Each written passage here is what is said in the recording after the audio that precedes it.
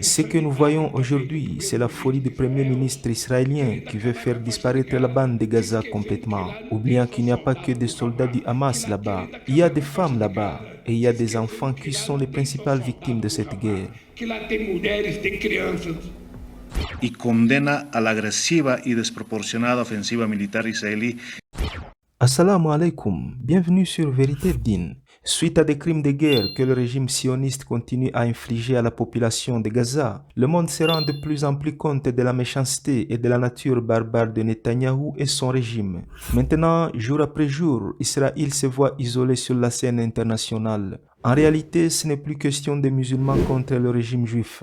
Pas du tout. C'est désormais une question d'humanité. Car aucun humain avec le minimum d'empathie ne peut rester silencieux face à l'horreur que vit la population de Gaza aujourd'hui. Il est devenu évident qu'Israël n'est plus la victime qui cherche à se défendre, mais plutôt le méchant qui poursuit un but précis de décimer la population de Gaza tout entière. C'est pourquoi la cause palestinienne est en train de devenir une cause mondiale. Les peuples n'ont jamais oublié que la cause palestinienne et l'injustice qui est faite aux Palestiniens était une source de mobilisation considérable. Maintenant, après plusieurs mises en garde ignorées par Netanyahou, les pays d'Amérique du Sud commencent à rappeler leurs ambassadeurs et à couper les liens avec Tel Aviv. Commençons par le gouvernement bolivien qui vient de déclarer qu'il rompait complètement les liens avec Israël.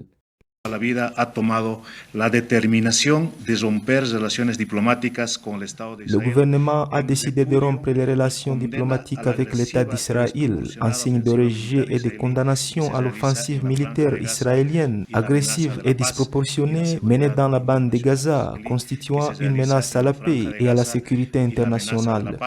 Y la seguridad internacionales. La Bolivie a également annoncé qu'elle fournirait bientôt une aide humanitaire au peuple palestinien. Nous fournirons une aide humanitaire aux personnes touchées dans la bande de Gaza, où il y a actuellement une grave crise sanitaire qui menace la vie de milliers de personnes. Cette situation intervient après que l'ancien président Evo Morales a appelé à rompre les liens avec le régime sioniste en raison de la situation horrible à laquelle est confronté le peuple palestinien. Quelques jours plus tôt, Morales avait demandé qu'Israël soit classé comme un État terroriste. Il a également exigé que Netanyahou et ses complices soient dénoncés devant la Cour pénale internationale pour génocide et crimes de guerre.